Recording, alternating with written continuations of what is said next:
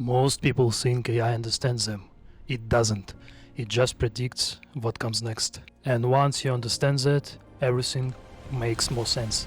Why ChatGPT hallucinates, why AI images glitch, and why your results are often average. In this lecture, I will show you what's actually happening inside AI, what AI, machine learning, deep learning, and generative AI really mean, how large language models work, and why these tools make mistakes in the first place. By the end, you'll understand why AI fails, why it's actually good at, and how to stop treating it like magic. So let's go. I will be with you right here and working.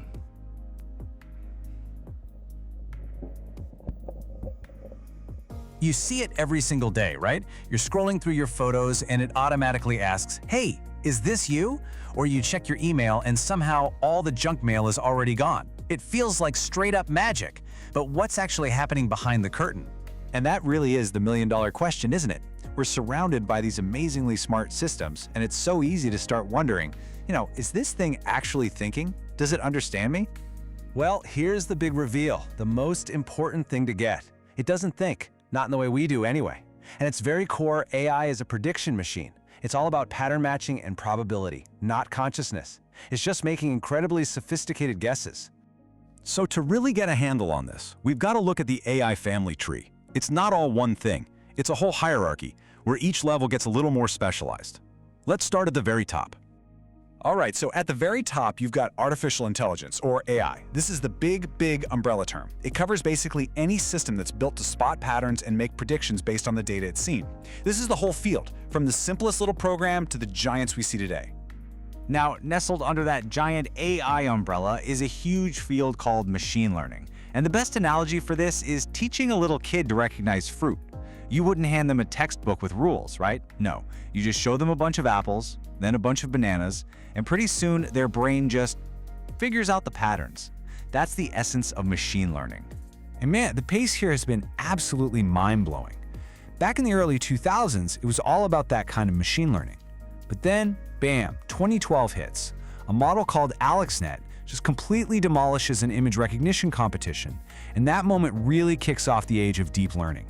Now flash forward to today, and the top tools aren't just handling text, they're multimodal, meaning they can see, hear, and speak all at once. So, what is this deep learning then? Well, it's a specific kind of machine learning that uses things called neural networks, which are, and I mean this very loosely, inspired by how our own brains are wired. And the deep part?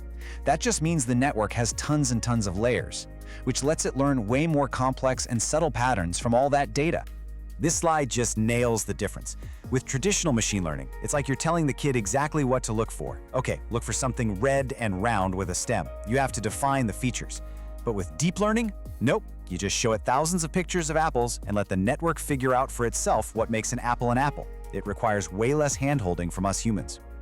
Okay, so how does all this deep learning stuff connect to the tools we're all using now, like ChatGPT or Claude? Honestly, the absolute best way to wrap your head around it is to think of them as autocomplete, but with superpowers. I know it sounds like a joke, but it's a genuinely fantastic way to frame it. You know how on your phone, when you type "see you," it suggests "later"?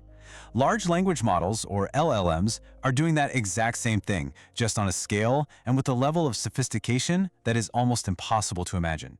Here's the play-by-play. First, it takes your sentence and chops it up into little pieces called tokens. These can be whole words or just parts of them. Then, the model looks at that sequence of tokens and combs through the trillions of patterns it learned from reading, well, a huge chunk of the internet. Finally, it just does the math and predicts the most statistically probable next token. It then adds that token and repeats the whole process, one token at a time. But here's where it gets really fascinating.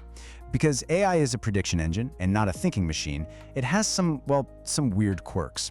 And they're not really bugs or mistakes, they're just natural side effects of how it all works. This is what happens when the machine starts to dream. This quote just perfectly captures the idea of AI hallucinations. Think about your own dreams, right? Your brain mashes up memories of people, places, and things into stories that feel real in the moment but are totally bizarre. And AI does the exact same thing with its training data, creating information that sounds completely plausible but is actually false. So this leads to a few common glitches you've And now comes the most important part, which will help you understand how AI actually works, why it hallucinates, why it forgets things, and how you can work with it effectively. So pay close attention at this stage. And if there is one thing I want you to take away from this entire video, this is it. probably heard about. First, you get those hallucinations, which is how you end up with weird AI art of people with 6 fingers on one hand. Then there are context limitations, where the AI just seems to forget what you were talking about 5 minutes ago. And of course, bias. Because it was trained on text from humans, it unfortunately learns all of our human biases too. So, why does an AI forget things? It comes down to a technical thing called the context window. Think of it as the AI's short-term memory. It's the maximum number of tokens it can pay attention to at any one time. Once your conversation gets too long and goes past that limit, the AI has to start dropping the oldest information to make room for what you just said. It literally forgets the beginning of the chat. And get this, these context windows are getting absolutely massive. The Claude 3 Opus model, for example, can handle 200,000 tokens. To put that in perspective, that's like feeding it the entire book The Great Gatsby twice and still having room to spare. But even with a memory that huge, that fundamental limitation is still there. Eventually, it will forget. So what does all this mean for us? What's the big takeaway? Knowing how AI works, and more importantly, where it fails, isn't a reason to distrust it, no way. It's the key to using it effectively. And that puts the spotlight on the most critical component in this whole equation, the human in the loop. The smartest way to use AI is as a partner. It's an approach called human in the loop.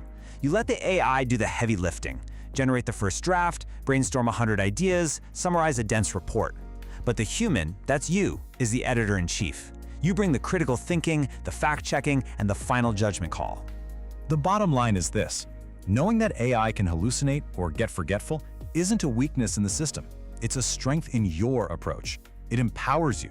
It lets you treat AI for what it is, not some all-knowing oracle, but an unbelievably powerful, creative, and sometimes flawed assistant. At the end of the day, AI is one of the most powerful tools our species has ever built.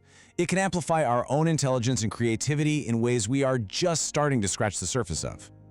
But like any tool, from a hammer to a spaceship, its true value depends entirely on the person using it. So the real question isn't about the machine anymore, it's about us. Are we ready to be a wise partner,